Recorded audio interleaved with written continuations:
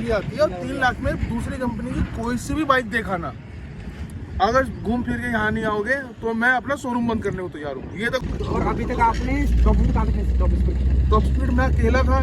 KTM है, breaking बहुत अच्छी है, ठीक। अब लेकिन एक इशू इसमें बहुत जल्दी आया, जैसे इसके 3200 किलोमीटर हो गए थे ना, तो ब्रेक में से आवाज आई थी, ची करके आई थी। राम राम जी सारे भैया को। भाई आज हमारे पास है ड्यूक 250 से करने वाले भाई हम ऑनरशिप रिव्यू बताने वाले हैं। भाई इस बाइक को कितना टाइम हो गया लिए हुए को और कितना जो भी खर्चा बैठा है, क्या सा मेंटेनेंस कॉस्ट चाहिए और क्या अपने एवरेज सब कुछ बताने वाले हैं इस वीडियो के अंदर।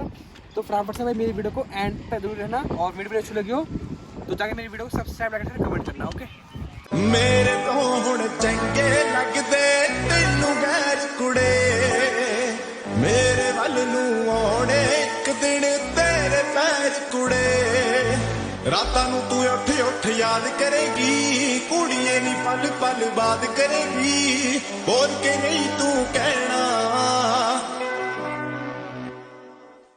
तेरे बिन भी समझूगा, ना सोची मर जू।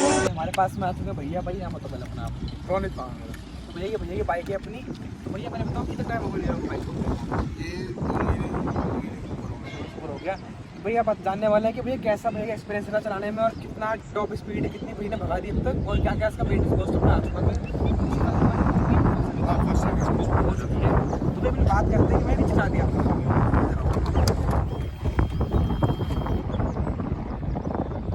तो भाई आपको 384 चल चुकी है पूरी अपनी ये बाइक। तो आप बताओ भैया सर्विस आपकी कितने की बैठी है? पहली सर्विस बैठी थी मेरी 1800 वो कहते हैं फ्री खर्च होती है, लेबर फ्री होता है ना, लेबर फ्री होता है। बाकी जो ऑयल वगैरह डला होगा, बाकी ऑयल डला था, ऑयल फिल्टर डला था और एयर फिल्टर क्लीन हुआ था। हाँ, चेन हाँ।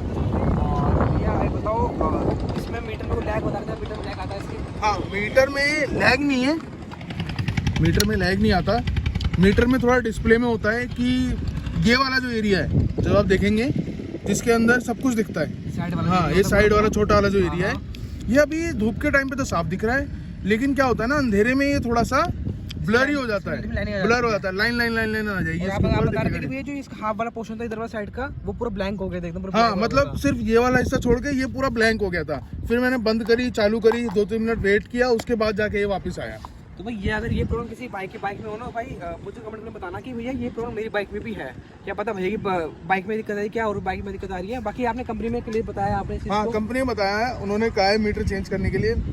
अब दिक्कत ये है कि नई बाइक आई है, उनके पास भी इसके पार्ट्स वगैरह अवेलेबल नहीं है, तो अब थोड़ा टाइम लग रहा है उसमें, वो लोग कर रहे हैं इसमें इतना कुछ ज़्यादा इशू नहीं। किसी बाइक है और दोस्त की पड़ती है आपको 3 लाख पड़ जाती है हाँ, तो आप पूरा सेटिस्फाई बाइक लेकर आपको? हाँ भाई, पूरा बाइक से सेटिस्फाई है। मतलब जैसे अगर 250 सीसी में देखोगे तो 280 की कैश पड़ रही है, तो बाकी कंपनियों की 400 सीसी की बाइक आ जाती है। अच्छा, जब आपने प्लान करा बाइक लेने का तो आपने उस टाइम पे आपने और कोई बाइक देखी थी?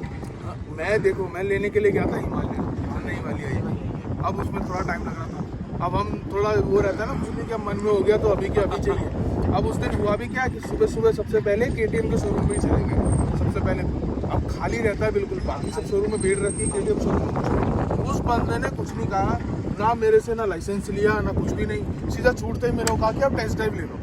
तो 250 की टेस्ट ड्राइव थी, मेरा मन 390 का था, 390 4 लाख के आसपास की पड़ रही थी, तो उसने मेरे को कहा 250 का आप ले लो, पोस्टर बिल्कुल सेम है, थोड़ा बहुत पावर का डिफरेंस होगा। उसके पास टेस्ट ड्राइव के लिए 390 नहीं थी, डिस्प्ले के लिए तो मैंने चलाई, मेरे छोटे भाई ने चलाई, अच्छी लगी। फिर उसने 390 के लिए हमें पुरानी वाली 390 एडवेंचर चला के दिखा दी, हमें बहुत अच्छी लगी। फिर हमने उसको बताया कि भाई ऐसी बात है, आज हम सिर्फ बाइक देखने वाले हैं, सैटरडे का डे था, तो हमने कहा कि आज हम सिर्फ अपनी बाइक देखने वाले हैं। तो उसने क्या खुला एकदम बिल्कुल आराम से उसने बताया कि भाई शाम तक जितनी बाइक देखोगे 3 लाख रुपए तक की बाइक में 3 लाख रुपए की आती है, और 3 लाख में दूसरी कंपनी की कोई सी भी बाइक दिखाना, अगर घूम फिर के यहाँ नहीं आओगे तो मैं अपना शोरूम बंद करने को तैयार हूँ। ये तक उसने कह दिया, और लिटरली ऐसा ही हुआ। पूरे दिन मैं और मेरा छोटा भाई ट्रायम्फ, बजाज और उसके बाद आपका जावा, YSD, रॉयल इनफील्ड, अपाची, मतलब TVS, हीरो, यामा, सब जगह चले गए, सबकी हमने टेस्ट ड्राइव ली। डोमिनार थी,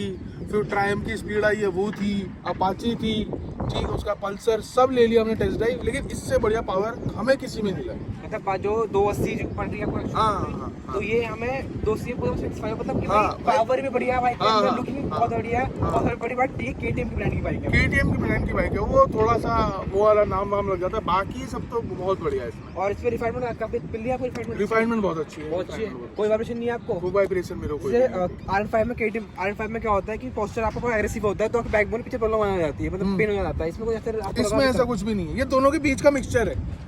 वो R15 वाला भी है और नॉर्मल जो कम्यूटर बाइक होती है उसका मिक्सचर है ये, तो ना ज्यादा झुकी हुई है ना ज्यादा ऊपर है, ऊपर है तो बीच का है। एक हाँ, बढ़िया रहता है, जैसे बढ़िया रहता है। जैसे कोई नेक बाइक है तो हाँ। कटिंग वगैरह अच्छी आती है इसमें। बहुत बढ़िया, इससे बढ़िया तो कोई बाइक ही नहीं है अगर तुम्हें ट्रैफिक में मनूवर करना है इधर से उधर, तो सबसे बढ़िया बाइक है। और अभी तक तो मैं ठंड की हीटिंग में इशू कोई आया नहीं होगा आपको। हीटिंग का इशू मेरे को नहीं आएगा, हीटिंग का इशू बाइक को आएगा। वो पुराने वाली ड्यूक में बहुत प्रॉब्लम थी, पंखे चालू हो जाते हैं इसके रेडिएटर वाले, वो अभी तक तो मैंने कभी तो सुना नहीं इसके पंखे कैसे चालू हो। अभी तो ठंड चल रही है तो भाई हाँ। पर अभी गर्मी पता लगेगा। हाँ, गर्मी में पता लगेगा। इसमें टेम्परेचर मीटर वगैरह दे रखा है, इंजन कितना गर्म होता है अब पता लगेगा। वैसे तो आप कहते हैं 100-110 तक तो पंखा नहीं चलता, उससे ऊपर ज्यादा पंखे चलता है। और अभी तक आपने टॉप स्पीड कहाँ पे टॉप स्पीड? टॉप स्पीड मैं अकेला था तो 163 गई थी। हाँ, मैं अकेला था तो उससे ऊपर मैं लेके नहीं गया, क्योंकि वो पीछे बैग बंदा होता ना, बैग उड़ रहा था, बाकी वो और लेके जाता। और फिर हम 2 बंदे थे तो 2 बंदे में 155 लेके गया हूँ मैं। उसके बाद फिर वो रोड खत्म हो गई, वो ITO वाली रोड वो खत्म हो गई। और भैया मुझे बताओ मेन जो होता है एवरेज का, एवरेज क्या देती है? एवरेज 25 से 30 के बीच में एवरेज आता है। और भैया जॉब क्या करते हो जो 280 रखी है तो भाई जॉब भी बढ़िया करते हो क्या फिर आप? जॉब तो मैं नॉर्मल MNC में काम करता हूँ, शिपिंग कंपनी में काम है मेरा, उसी में काम करता हूँ। बढ़िया भाई, भाई थोड़ा मोटी फर्म वाले आदमी है, ठीक है। ठीक है। और ये बताओ भैया जो भी अब इसमें जैसे पार्ट्स है इसके, तो अभी तक कुछ दिक्कत है कि थोड़ी बज रही है, कुछ हो रहा है ऐसा कुछ? नहीं, अभी तक तो कहीं से वो चूं चां वाली है। वैसे नई बाइक भी है, पता नहीं इतना कुछ है नहीं। प्लास्टिक जैसे पीछे इन्होंने एल्युमिनियम का दे रखा है, देखने में लगता है प्लास्टिक है लेकिन एल्युमिनियम है पूरा, जैसे एल्युमिनियम की है। बाकी ये भी है, थोड़ा सा ये आगे वाला हिस्सा है प्लास्टिक का, मेरे को लग रहा है ये आगे बचेगा। अभी तक तो बिल्कुल भी नहीं आया। नहीं 1.5 महीने हुए चलाए होगा नहीं, हाँ इतना। और बस थोड़ा सा क्या है ना कि इसमें जो मैं बहुत सारी यूट्यूब पे वगैरह वीडियो देखी है कि क्या होता है कि जो इसके रिम है ये टूट जाते हैं गड्ढे में। मतलब मैंने पुरानी वाली ड्यूक का सुना, इसका तो नहीं सुना। ये तो इतनी बिकी भी नहीं है। हाँ, क्योंकि KTM पे अब भीड़ नहीं है, पहले बहुत भीड़ होती है, लोग लेते थे। अब थोड़ी महंगी ज़्यादा हो गई है इसलिए लोग लेते नहीं है। पहले 250 सीसी की बाइक थोड़ी कम में आती थी, 220 230 में। अब शायद से ज़्यादा महंगी तो लोग ले भी नहीं रहे हैं। तो भैया आप लोग जब बाइक देख रहे थे आप तो उस टाइम पे आपने देखी थी जो फेरिंग बाइक आती है RC है, R5 में आ जाती है हमारे। हाँ, सब देखी थी। अब क्या है ना कि मेरे को ये वो वाला नहीं है ना, संडे चलाने वाला। अच्छा, मेरे को तो डेली चलानी है, डेली ऑफिस जाना। अब 2 महीने में लगभग 4000 किलोमीटर हो गए। अब 2 महीने में मतलब हर महीने में 2000 किलोमीटर करीब चली रही है। तो इतने के लिए वो फेयरिंग वाली बाइक लूंगा तो वो ज्यादा हो जाएगा। वो तो फिर वो कसो लोग पे अग्रेसिव होता है तो पीछे प्रॉब्लम वगैरह आती है। हाँ, वो बहुत दिक्कत होती है, बहुत दिक्कत होती है। वो गली वली में चलाने में बहुत दिक्कत होती है, मोड़ने में। बाइक कटिंग तो उसकी ओके, कोई दिक्कत नहीं। हाँ, ये तो बहुत बढ़िया मिल रही है आपको, एवरेज 25 से कम दे रही है। हाँ, 25-30 दे रहे हैं आपको एवरेज वगैरह। बाकी इसमें आपने कुछ दिया हुआ है, क्विक शिफ्टर ऑटो फ्लिपर दोनों है। तो इसमें कुछ लैगिंग नहीं है आपको? कोई लैगिंग नहीं, कोई लैगिंग नहीं, कॉन्स्टेंट उठती है अपने एकदम। बिल्कुल। बाकी कहते हैं कि आप 4th गियर में आप थोड़ा सा इसमें बैक नहीं है, सेंसर दिए हुए हैं। अब क्या है ना कि जैसे मैंने इससे पहले 2 महीने पहले हमने मीटियोर 650 ली। अब उसके अंदर क्या है कि उसमें टॉर्क बहुत जाता है। वो 4th-5वें गियर पे भी उठा दो तो उठती है, उसमें पावर बहुत है। अब नहीं, उसमें टॉर्क ज़्यादा है, टॉर्क मशीन है वो। क्रूजर है तो उसमें टॉर्क ज़्यादा आता है। अब इसमें टॉर्क नहीं है उतना, तो 4th-5वें गियर पे इसको गियर कम करके उठाना पड़ता है। थोड़ी लैग रहती है। हाँ, और हल्का सा लैग इसके इसमें है क्योंकि ये वायर वाला है नहीं, ये सेंसर वाला है। भाई मेरा सेंसर हाँ, तो इसमें 1-2 सेकंड का लगता है। इसको पूरा खींच दो तब इसको इंजन को पता लगता है कि हाँ ये पावर दे रहा है, पावर तो अब उठो, लगना है। हाँ, तो थोड़ा लगेगा इसके अंदर। हाँ।